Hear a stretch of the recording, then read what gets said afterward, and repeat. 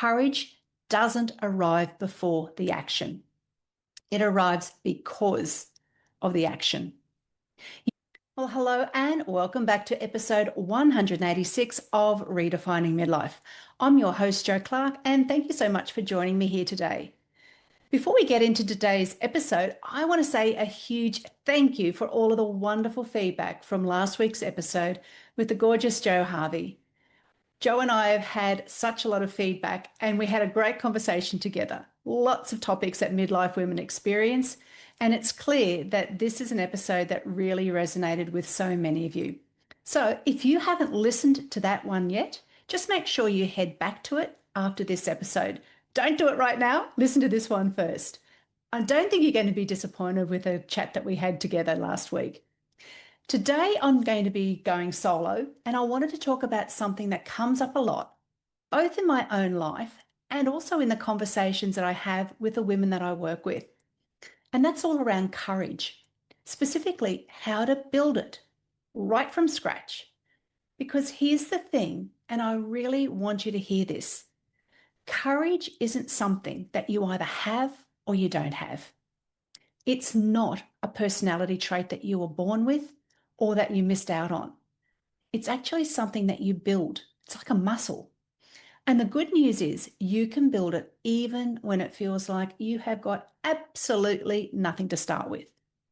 Now, I've got so many examples of this in my own life, but I want to start just by telling you of the time that it didn't really feel courageous at all for me. And honestly, it took hitting a real personal low point before I did anything about it. Now, for years, I knew that I was really unhappy in my teaching career. I fell out of love with the job. I could feel myself burning out slowly and then all at once.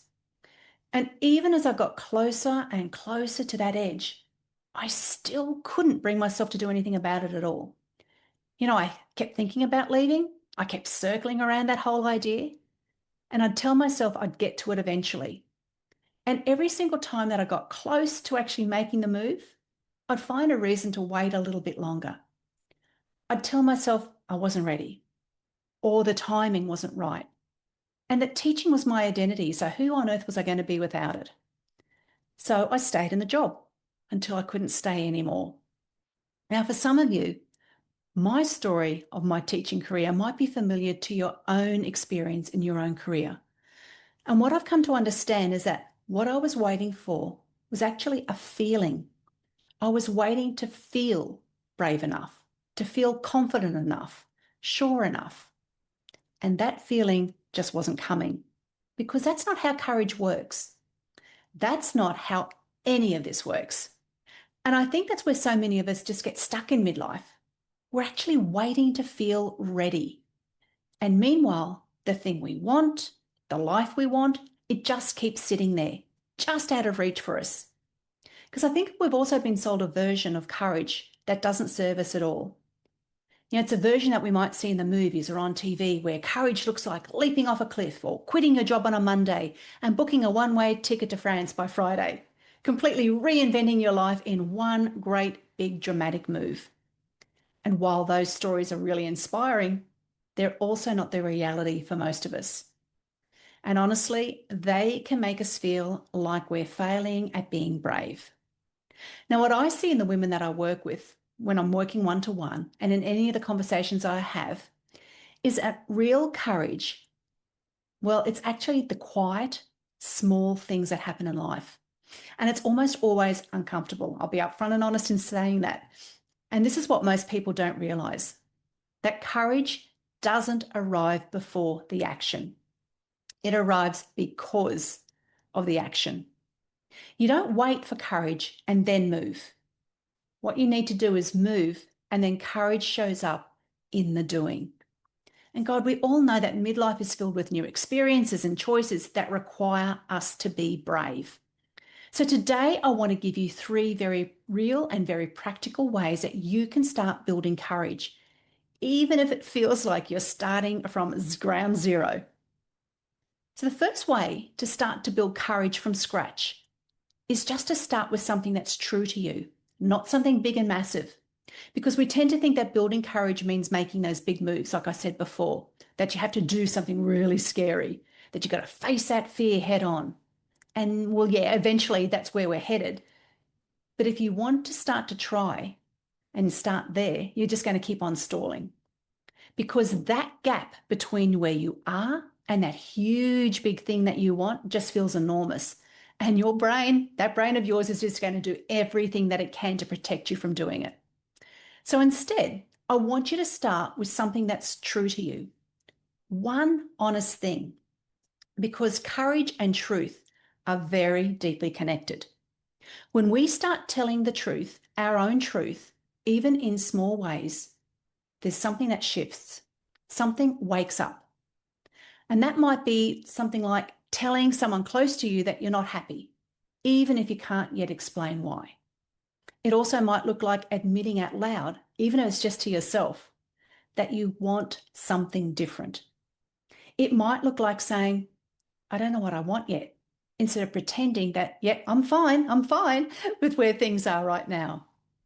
Now, these feel small, and they are small in their own way, but they're also incredibly brave because they're honest. And honesty is where courage is going to start to grow. Now, I remember, and I'll give you an example of working with a woman, we'll just call her Tanya, who kept on saying that she wasn't ready to make any changes in her life yet. She had all of the reasons. She had her own list of prerequisites, and we've all got this list. Hers was she had the kids, she had the mortgage, she had what would people think, she had her job. But when I actually asked her what was true for her, Tanya got underneath all of that and she got really quiet. And then she said, I think I've been pretending to be okay for a really long time. Now, that was her first act of courage. Not a big, brave move, but just one true and incredibly powerful sentence. And from that point, everything just started to shift for her from there. So that's where I really want you to start. Not with one big, gigantic leap, but with one true thing, whatever that might be for you. Just pick one.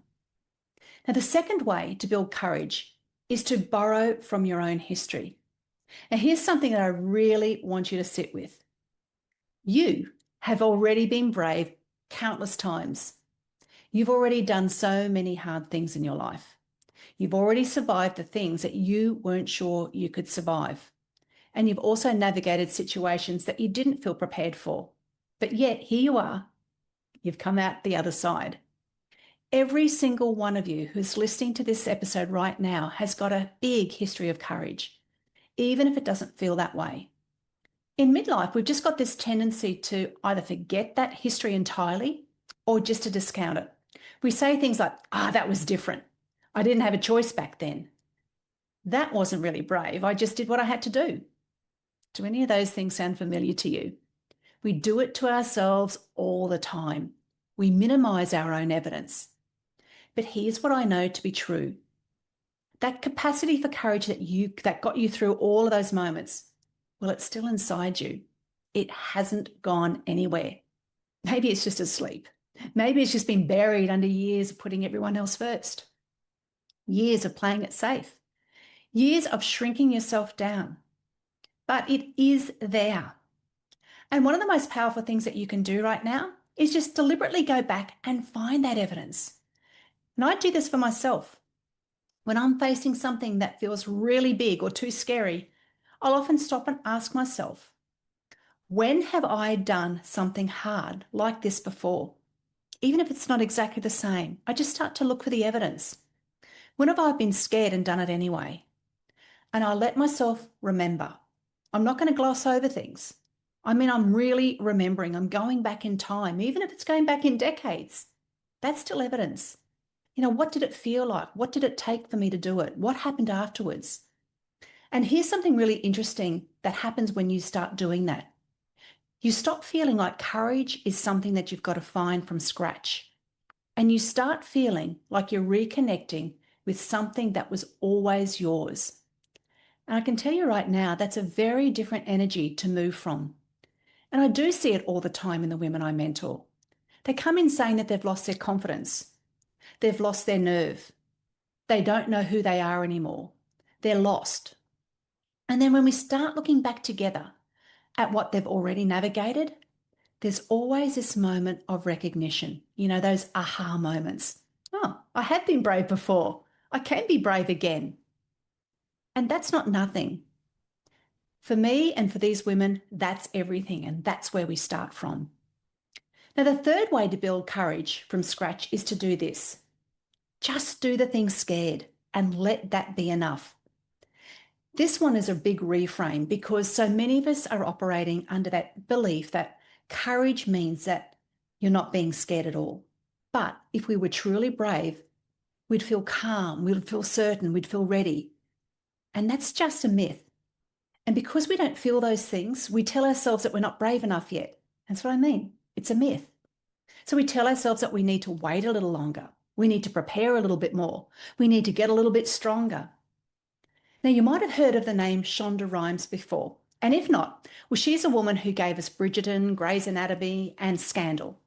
She has literally built an empire by saying yes to terrifying things. And she said that the very act of doing the thing that scared her was what dissolved her fear. But courage doesn't mean that your fear is going to be totally gone. Courage is action in the presence of it. The fear can and most likely is going to be there. The goal isn't to make it go away before you move. The goal is to move in spite of it being there. And in midlife, this looks a whole lot less dramatic than we might imagine. Like, it's not that you've got to go skydiving, although if that's what you want to do, swing for the fences, you just go for it. But we usually find it's in the smaller things, like actually sending an email that you finally send after drafting it 17 times and going through it in your head 17 more times. Maybe it's a boundary that you name out loud to someone who isn't going to like it. Maybe it's making that appointment that you book for yourself, the one that you've been putting off for so long. It's starting the thing that you've been talking yourself out of for years. It's saying yes to something that excites you and terrifies you, both in equal measure.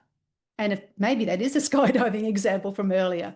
But what I want to say is something important. It's going to feel uncomfortable. Just know that it's going to be uncomfortable. It's supposed to feel uncomfortable because that discomfort that you feel isn't a sign that you're doing it wrong. It's a sign that you're growing. Discomfort is just what expansion feels like from the inside.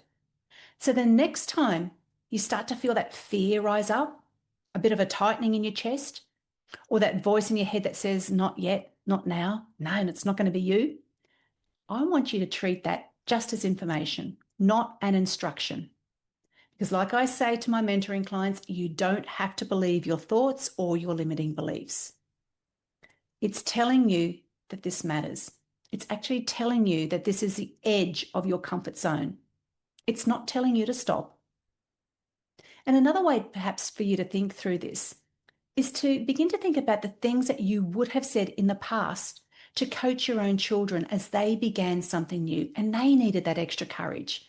I mean, you know what to do, you know what to say. Just give yourself some of that same advice. So we're going to bring this all together. Here are the 3 ways that you can build courage from scratch. So firstly, start with something true, not something big and enormous. Secondly, borrow from your own history. And thirdly, do the thing scared and let that be enough. You don't need to feel ready. You don't need to feel brave. You just need to take one true step and then another and then another. And that is how courage is built, just like you do reps when you're lifting weights. It's not found, it's not given, it's not gifted to some people and withheld from others. It's just built piece by piece with your own hands, through your own choices, in this one extraordinary life that we've all been given. And as I said before, I see it continually in my mentoring work.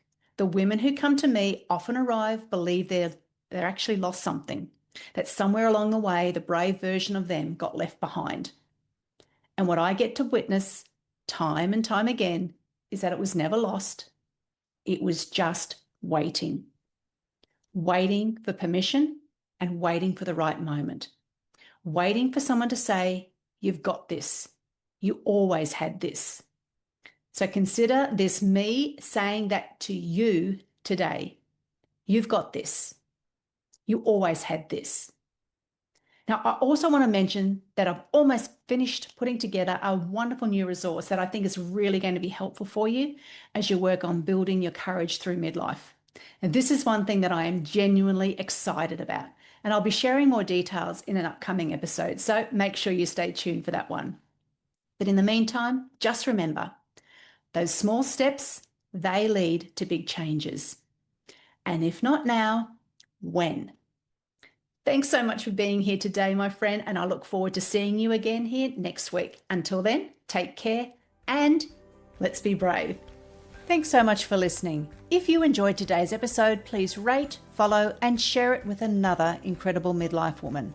And join me next week as we keep creating an amazing second half of life.